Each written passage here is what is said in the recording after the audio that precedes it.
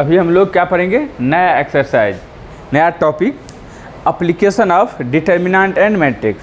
जो मैट्रिक्स पढ़े हैं, एडजॉइंट ऑफ मैट्रिक्स, उसके बाद डिटर्मिनेंट जो भी पढ़े हैं एवेल्यूएट करने के लिए, तो उसी का एप्लीकेशन है। इसमें इन्वर्स ऑफ मैट्रिक्स का भी यूज होता है और उसका एडजॉइंट का भी यूज होता है। देखते हैं कि पहले इसका बेसिक कंसेप्ट क्या है, किस तरह से यूज करते हैं। लिखो heading, application of determinant and matrix.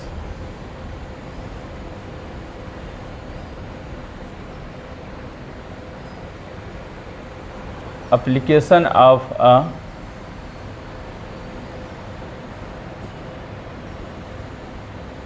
determinant and matrix। Application of determinant and matrix लिखो। अब इसमें दो टर्म हमको पढ़ना है, एक कंसिस्टेंट सिस्टम और एक इनकंसिस्टेंट सिस्टम। जानते हो बच्चा, कंसिस्टेंट सिस्टम और इनकंसिस्टेंट सिस्टम क्या होता है? कंसिस्टेंट सिस्टम एक पढ़ेंगे, इनकंसिस्टेंट सिस्टम। कहते हैं the solution of system are said to be consistent if it's one or more solution exist. इसका मतलब हुआ कि जिसका सॉल्यूशन एग्जिस्ट करेगा उसको हम लोग कंसिस्टेंट बोलेंगे। यही हुआ। ये भी बोल सकते हैं जिसका सॉल्यूशन एग्जिस्ट करेगा मतलब वो नॉन सिंगुलर मैट्रिक्स होगा। इसका मतलब नॉन सिंगुलर मैट्रिक्स को हम लोग कंसिस्टेंट बोल सकते हैं। बात को पकड़ रहे हो? तो कहता है कि अ सिस्टम, लिखो तो इसका डिफिनेशन लिखो। A system of equation, a system of equation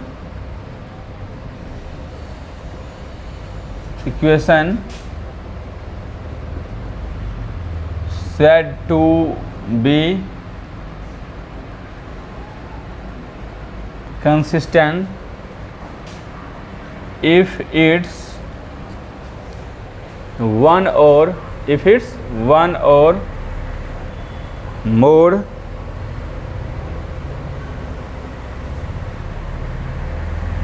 solution exist।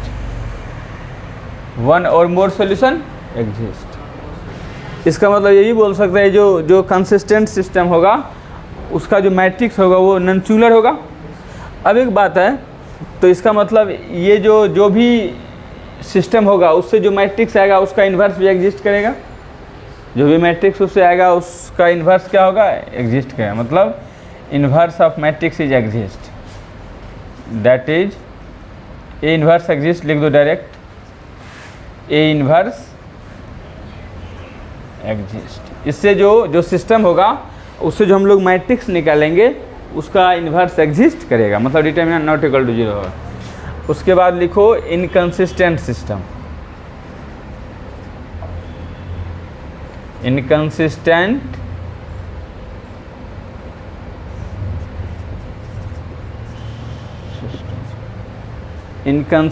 System, inconsistent system लिखो। a system of equation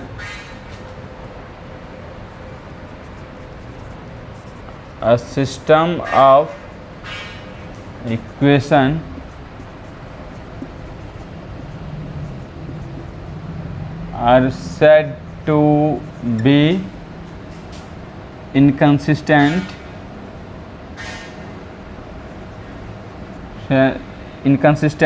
if no solution exists, if it's no solution exists। जिसका सॉल्यूशन एग्जिस्ट नहीं करेगा उसको क्या बोलेंगे? Inconsistence. The A inverse does not exist, A inverse does not exist, A inverse does not exist. लिखो इतना।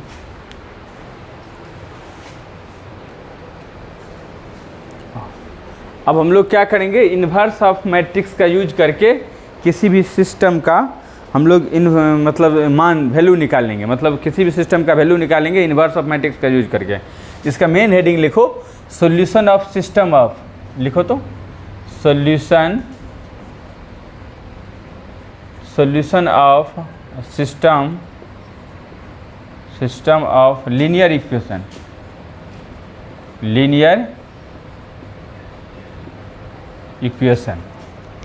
solution of system of linear equation using inverse of a matrix। लिखा बच्चा, solution of system of linear equation using inverse of matrix। ध्यान समझो, सबसे पहले ये तो हेडिंग है, हम सिस्टम ऑफ इक्वेशन को मानते हैं, या तो टू ऑर्डर का भी मान सकते हैं, तो लेट कर लेते, let the system of equation are, let the system of equation are. देखो पहला इक्वेशन लेते हैं, a1x plus b1y plus c1z equal to d1। दूसरा लिखते हैं a2x plus b2y plus c2z equal to d2। a3x plus b3y c3z equal to d3। ये तीनों equation है, एक सिस्टम ऑफ इक्वेशन है। क्या है? सिस्टम ऑफ इक्वेशन है। अब यहाँ पर इसको हम लोग मैट्रिक्स फॉर्म में लिखते हैं। इसको किस फॉर्म में लिखते हैं? मैट्रिक्स फॉर्म में। तो हम लोग लेट कर लेते हैं इससे, लेट ए बराबर, देखो एक्स वाई जेड के कोफिशिएंट से एक मैट्रिक्स हम लोग को बनाना है। तो पहला एलिमेंट क्या होगा? a1 b1 c1, दूसरा a2 b2 c2, तीसरा a3 b3 c3। ये आगे a और ये। अब यहाँ पर b क्या होगा? b इक्वल टू आ गया, हाँ, d1 d2 d3, और x होगा x y z। एक बात जानना कि ये जो हम लोग अभी इससे लिखे हैं, और यदि हम a इंटू एक्स को मल्टीप्लाई कर देंगे तो वही ऊपर वाला आ जाएगा। We know that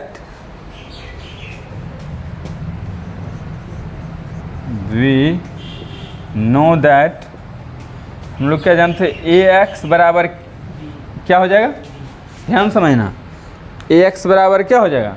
B.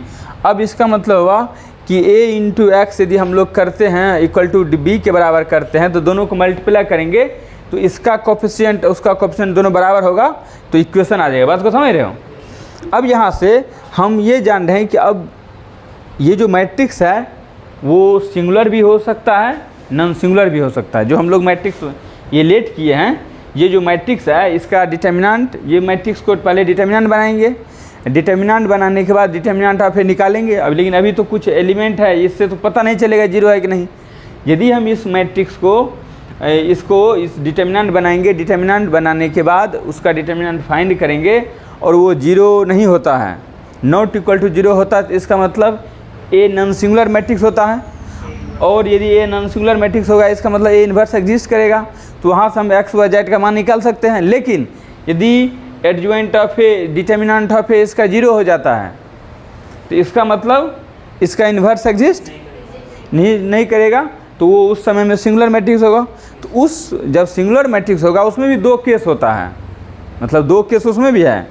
A into adjoint of ए उसका बाद में बात करेंगे। पहले हम लोग एक केस 1 मान लेते हैं और उसमें बताते हैं कि ये जो मैट्रिक्स होगा जिसका हम डिटर्मिनेंट निकालेंगे तो वो एक नॉन सिंगुलर मैट्रिक्स होगा। क्या मान लेते हैं?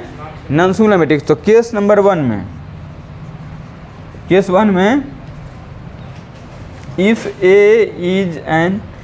ए is a non singular matrix, non singular matrix, A non singular matrix है, इसका मतलब determinant of A not equal to zero है कि that is determinant of A not equal to क्या होगा?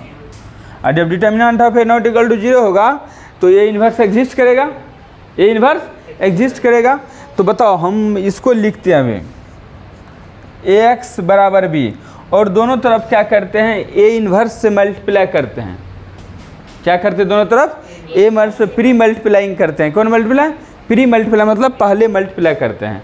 Multiplying A inverse on both side, multiplying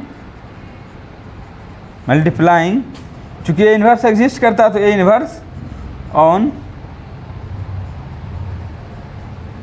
both side. A inverse multiply करें तो क्या होगा बच्चा, A inverse into A x बराबर ए इनवर्स इंटू बी। अब एक बात बताओ, जब हम पढ़ रहे थे पहले तो ए इनवर्स इंटू ए क्या होता है बताओ, A inverse into A inverse of invertible matrix में पढ़े थे ना, ये आइडेंटिटी मैट्रिक्स हो जाता है। तो यहाँ पे देखो बच्चा, तो इसका मतलब आई इंटू एक्स हो जाएगा, आई इंटू एक्स बराबर क्या हो गया बच्चा, ए इनवर्स बी, और एक्स आई इंटू एक्स भी एक्स होता है, हाँ यहाँ से आ गया ऐसे। अब देखो ऐसा नहीं कि ये थ्योरी थोड़ा आसान लग रहा है, लेकिन इतना करने के बाद अब उस मैट्रिक्स का हमको ए इन्वर्स निकालना पड़ेगा। ए इन्वर्स निकालने के लिए इसका एडजॉइंट निकालना पड़ेगा, एडजॉइंट ऑफ ए बटा डिटर्मिनेंट ऑफ ए करके ए इन्वर्स निकालेंगे, उसके बाद बी में मल्टीप्लाई करेंगे तब एक्स वाई जेड का वैल्यू आएगा। समझ रहे बात को। तो अब इसी मेथड को बोलते this matrix method is known as matrix method. इसको क्या बोलते हैं, this method is known as matrix method. यहाँ बोलते हैं this method is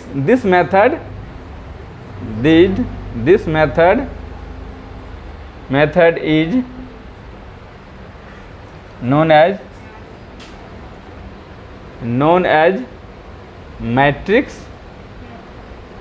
matrix method. This method is known as matrix method. अब इसका जो मैट्रिक्स होता है, इसका जो मान होता है वो यूनिक होता है। This method is gives unique value.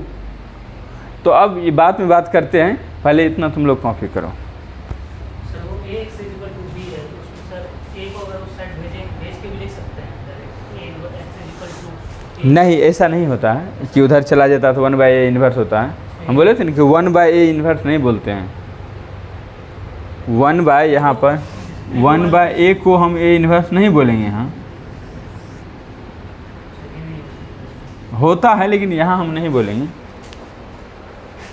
Inverse में तो बताए थे ये बात। दिस मैट्रिक्स मेथड, दिस लिखे थे TH, दिस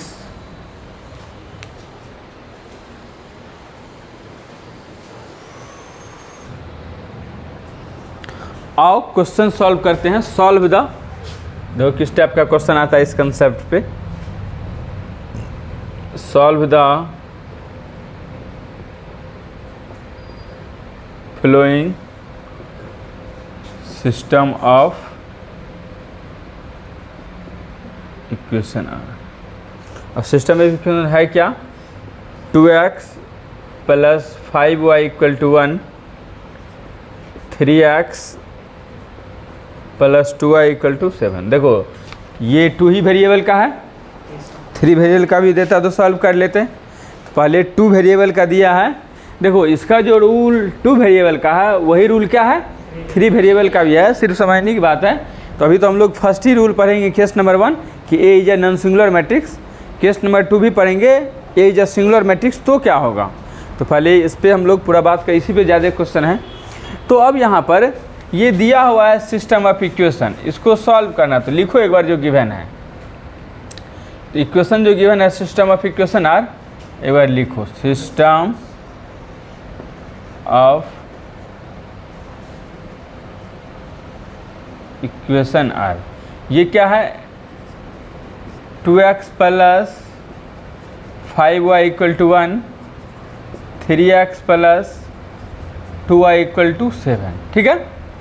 अब यहाँ पर अब इसको सॉल्व करना है। क्या करना है, सॉल्व करना है। तो सबसे पहले क्या बोले थे कि इससे हम तुम लेट कर लो कि ए मैट्रिक्स ए क्या होगा, बोलो तुम लोग वाले, 2 5 3 2 यही होगा। उसके बाद एक्स मैट्रिक्स क्या होगा, एक्स वाई। उसके बाद बी क्या होगा, 1 7। देखो ए एक्स बी निकाल लिए, यस हम लोग जानते हैं इसको क्या लिखेंगे, ए एक्स बराबर बी, तो यही आ जाएगा। लेकिन हम लोग वो नहीं करेंगे। अब सबसे पहले क्या चेक करते हैं कि ये जो मैट्रिक्स है उसका इन्वर्स एग्जिस्ट करेगा कि नहीं करेगा। तो उसके लिए क्या करना पड़ेगा, डिटर्मिनेंट ऑफ ए निकालना पड़ेगा बच्चा। तो 2 5 3 2, तो इसका निकालो तो 2 2 जा 4, 2 2 जा 4 माइनस 5 3 जा 15 कितना होगा, -11। इसका मतलब determinant of A not equal to क्या है, 0। That is A is a non singular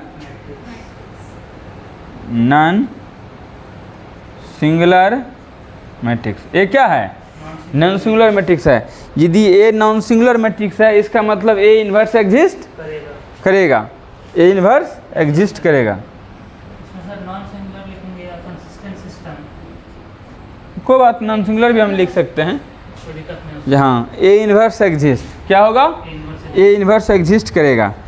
A inverse exist करेगा तो हम लोग अब जानते हैं कि ए इन्वर्स निकालना पड़ेगा, क्योंकि हम लोग x बराबर क्या यूज करते हैं, ए इन्वर्स इंटू बी। अब ये फार्मूला यूज करेंगे, उसके लिए हम लोग को क्या करना होगा, ए इन्वर्स निकालना होगा।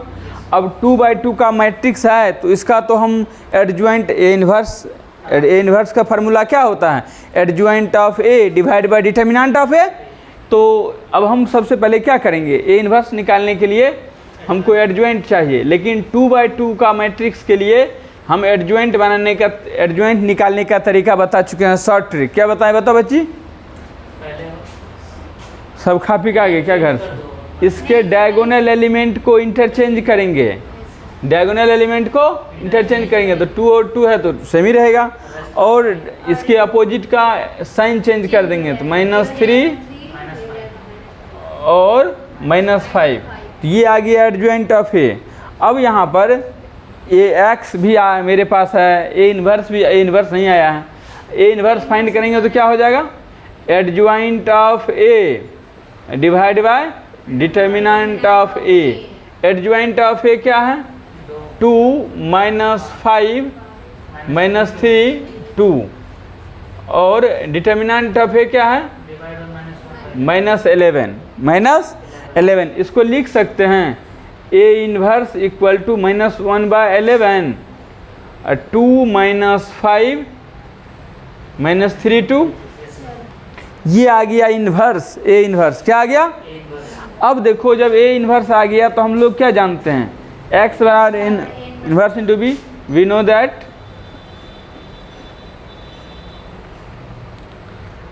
दैट x बराबर ए इन्वर्स इंटू बी। एक्स क्या है बच्ची, एक्स वाई।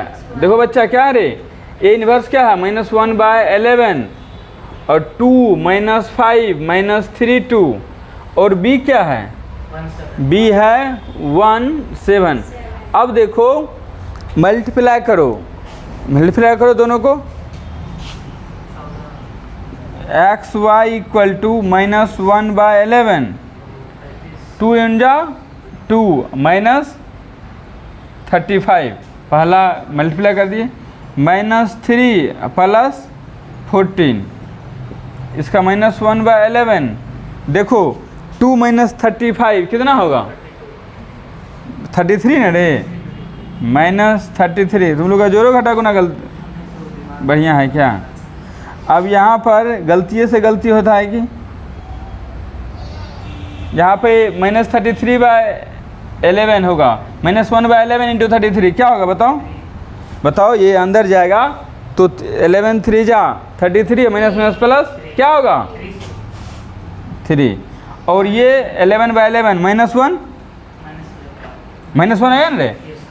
तो इसका मतलब देखो दो मैट्रिक्स इक्वल है, दो मैट्रिक्स क्या है, तो उसका करस्पॉन्डिंग एलिमेंट इक्वल होगा। x मान के भाई क्या होगा, हाँ तो बोलेंगे, इसलिए x इक्वल टू क्या हो गया, y इक्वल टू -1, यही क्या हो गया। हम सर बोल सकते हैं, अब जो यहाँ स्पेस भी नहीं है कि हैंस सॉल्यूशन इज फैलना, तो लिख सकते हो इस तरह से। तुम लोग बनाना क्वेश्चन।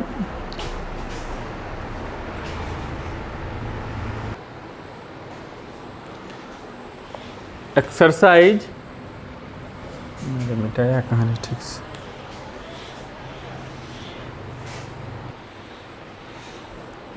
तो एक्सरसाइज 4.6 को सॉल्व करना है और इसमें देखो बोल रहा है कि कंसिस्टेंट है कि नहीं, 1 से 6 तक बोलता है, कंसिस्टेंट है कि इनकंसिस्टेंट है।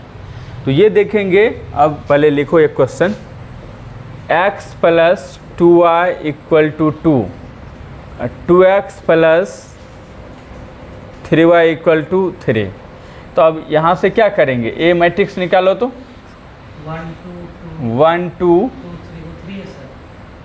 2 3। हाँ देखो अब हम लोग x भी लिख सकते हैं, है कि नहीं, x y मैट्रिक्स फॉर्म में, और b भी लिख सकते हैं। कितना बच्चा 2 3। अब एक बात है, यहाँ से अभी हमको पूरा क्वेश्चन तो सॉल्व करना नहीं है, ये चेक करते डिटर्मिनेंट है, फिर क्या होगा इसका, क्या होगा 1 2 2 3। तो 3 1 जा 3, 2 2 जा 4, तो -1। इसका मतलब determinant of A not equal to 0, that is A क्या होगा, A is a non singular matrix. तो कंसिस्टेंट सिस्टम होगा, A is a non singular matrix. तो ये भी बोल सकते हैं given equation are consistent, given system of equation, given system of equation are consistent, system of equation are consistent. System of equation क्या होगा, कंसिस्टेंट होगा। तो इस तरह से चेक कर सकते हो, 1 से 6 तक है। देखो 7 नंबर का भी हम लोग 2/2 का बनाए हैं, तो 2/2 का रहेगा, जिसका सॉल्यूशन पूछेगा तो निकाल सकते हो। 7 8 9 10 और चलो 11 पर। यदि कल नहीं बनेगा तो कल हम लोग सॉल्व करेंगे। 11 नंबर में आओ, जिसमें क्या पूछ रहा है कि solve the system of equation if it exist, यदि एग्जिस्ट करता है तो इसका सॉल्यूशन निकालिए। तो सिस्टम ऑफ इक्वेशन क्या दिया हुआ है, देखो बच्चा इसको सॉल्व करो। सिस्टम ऑफ इक्वेशन दिया हुआ पहला 2x plus y plus z equal to 1, x minus 2y minus z equal to 3/2। Book लेकर आया करो बच्चा। देखो यहाँ 0 इंटू एक्स बोल सकते हैं, y नहीं है तो, plus 3y minus 5z equal to 9। ध्यान समझो यहाँ क्या था, ये x वाला पार्ट नहीं था, सिर्फ था 3y सॉरी, सिर्फ क्या था 3y minus 5z equal to 9। हम लोग अरेंज कर लिए हैं। अब इस सिस्टम ऑफ इक्वेशन से हम लोग क्या करेंगे, ए निकालेंगे, बी निकाल, लेट कर लो, लेट ए इक्वल टू क्या होगा बच्चा 2 1 2 1 1 1 1 माइनस 2 माइनस 1 0, ठीक है। ये ए आ गया, बी क्या होगा 1 3/2 9, एक्स क्या है, कोई गिला शिकवा, ये अब निकाल लिया। तो हम x बराबर क्या लिख सकते, x बराबर क्या लिखते हैं, हाँ वो तो अलग वाली बात है ना। सबसे पहले तो इसको मैट्रिक्स फॉर्म में लिखते हैं, x बराबर, हाँ x a बराबर x a इंटू एक्स बराबर b, मैट्रिक्स फॉर्म में a और x को मल्टीप्लाई करेंगे तो b के बराबर होगा, तो फिर वही इक्वेशन आ जाएगा। तो अब ये देखते हैं कि ये सिंगुलर है कि मतलब इसका इन्वर्स एग्जिस्ट करता है कि नहीं।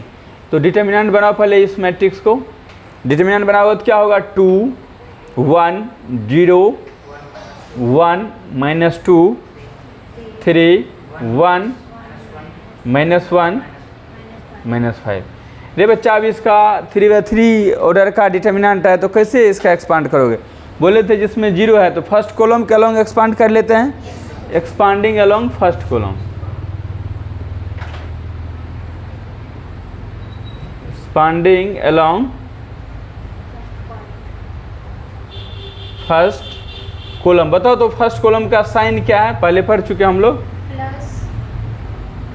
+2 और उस रो और कॉलम को डिलीट करो, -2 -1 3 -5 -1 इस रो और कॉलम को डिलीट करो, 1 1 3 -5 और ये तो 0 इंटू समथिंग +0 इंटू समथिंग 0। बताओ इसका वैल्यू क्या है?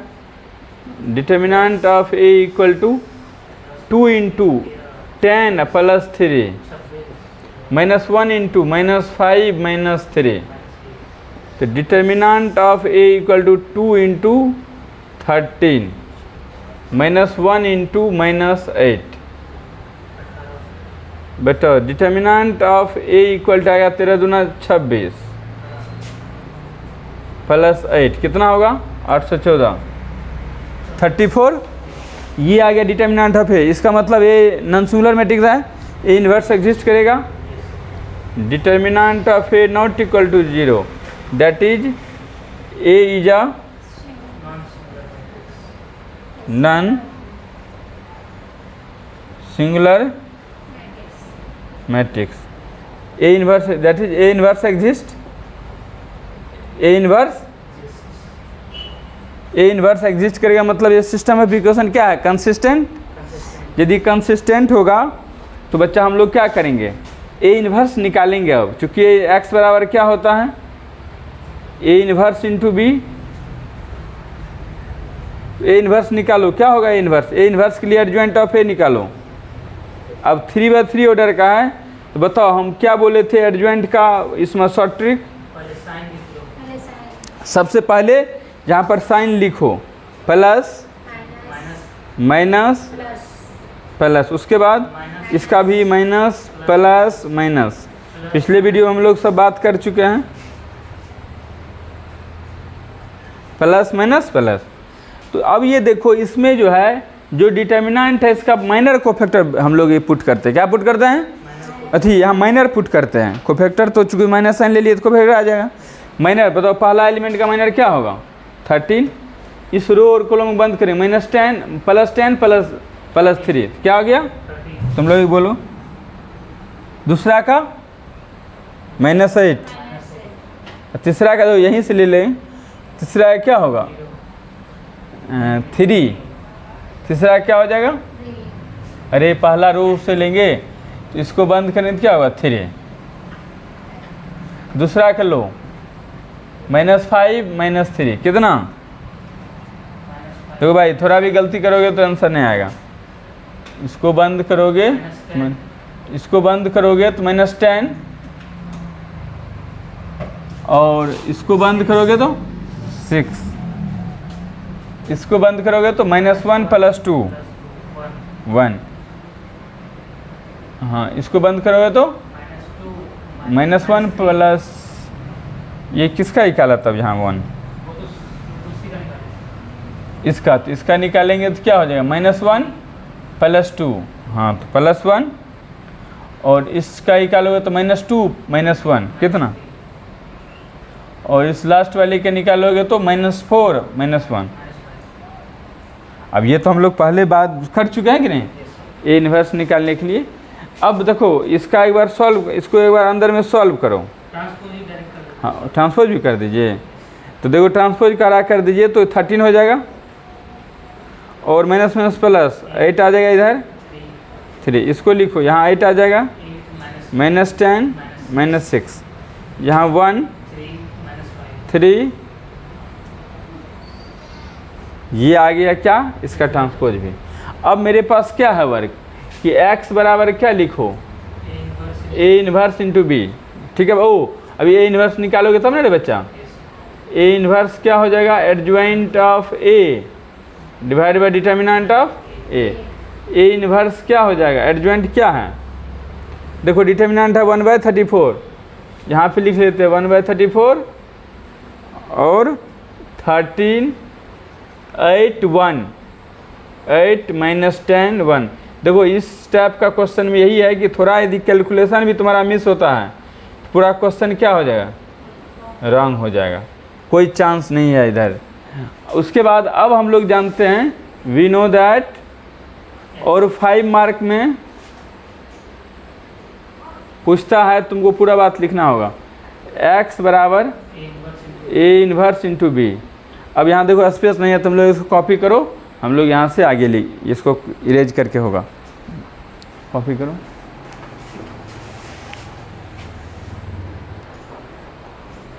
देख रहे हो x बराबर क्या लिखोगा, ए इन्वर्स इंटू बी। आओ इधर, x क्या है बोलो बच्चा, x तो है x y z, A inverse क्या है 1/34। बोलो 13 8 1 8 माइनस 10 3 3 माइनस 6 माइनस 5। और b क्या हो गया, 1 9। मल्टीप्लाई करो तो ये दोनों को, x y z 1/34 बच्चा 13, देखो 4 दूना 8, 3 4 तिया 12, दूसरा एक दूसरा से करोगे प्लस 9, 8 माइनस 15 प्लस 9। समझ रहे हो तुम लोग मल्टीप्लाई जो कर रहे हैं, रो को कॉलम से, 3 1 जा 3, 3 दूना 6 minus 9 minus 45। x y z 1/34 add करो तो 9 2 11 3 14 2 1 3 34। यहाँ देखो 8 7 15 और ये कितना आ गया, इसको ऐड करोगे तो देखो -7, देखो 20 आ रहा है क्या, ऐड करो ना, 8 7 15, हाँ हाँ 20 हो जाएगा। तुम लोग भी चेक कर लो, 6 3 9, 6 माइनस 6 5 11। ये देखो तो एक बार आंसर है, इतना है क्या ये कि देखो बुक में नहीं, तो ये तो हम लोग यहाँ पे देखो, यदि यहाँ पे माइनर निकालेंगे तो हम लोग क्या किए थे, ये फर्स्ट कॉलम से लिए थे और ये इसी को देख के डायरेक्ट इसमें भर दिए। लेकिन यदि हम लोग चेक करें फर्स्ट का तो इसको बंद करेंगे तो -10 माइनस प्लस 10 प्लस 3 13, ठीक है। और लेकिन यदि फर्स्ट रो के चूँकि हम लोग कॉलम वाला भर दिए हैं, पहला रो इसको बंद करेंगे तो -5 -0, तो यहाँ पर क्या होगा -5। ये ऐसा मिस क्यों हुआ, इसलिए हुआ कि हम लोग ये कॉलम से किए हैं, रो समझ के पुट कर दिए हैं। लास्ट वाला तो ठीक है, इसको बंद करेंगे तो 3 -0 3 है। तो अब यदि इसको ये करेंगे 13 प्लस 5 3 8 माइनस 10 6, ये ठीक है। अब यहाँ पे रखेंगे क्या हो जाएगा, यहाँ पे 8 5 मल्टीप्लाई करेंगे तो 5 और फिर आ गया। अब यहाँ क्या हो जाएगा -10 17। तो अब देखो इसका आंसर क्या हो जाएगा, मल्टीप्लाई कर दो x y z, तो ये आ जाएगा 34/34 1, 17 दूना 34 1/2 और 17 तिया 51 डिवाइड होगा तो 51/34 -3/2। तो आंसर हो जाएगा, देखो दो मैट्रिक्स इक्वल है तो x = 1, y = 1/2 और z = -3/2। इस तरह से कैलकुलेशन सही होना चाहिए। यदि कैलकुलेशन कहीं भी मिस करेगा तो आंसर आएगा नहीं, ध्यान से बनाना है। बना के आगे जो भी क्वेश्चन है हम लोग बात करेंगे अगले क्लास में।